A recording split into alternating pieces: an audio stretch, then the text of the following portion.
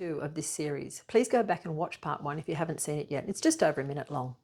I started volunteering at Ballina in 2013 after years of running businesses and also volunteering at a large not-for-profit. I started at Ballina Centre about 6 months before they moved to Glen Burnie, and to be honest, I was amazed that there was no written plan to coordinate the relocation. It involved DAs, building plans, fencing, infrastructure improvements, property maintenance and major asset responsibilities since the board in Sydney handed over all management, including all costs, to Ballina Centre.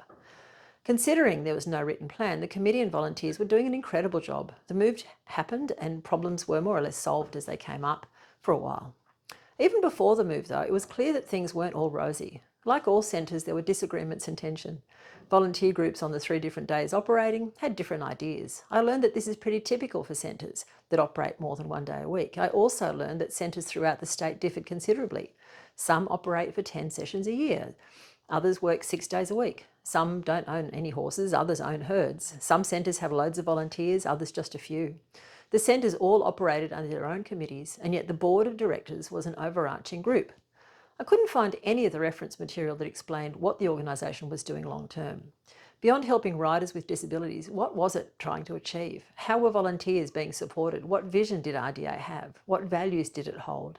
There was no strategic plan at state level. I was dumbfounded by the lack of this extremely important reference document for such a large organisation. Part 3 will be shared tomorrow, so stay tuned.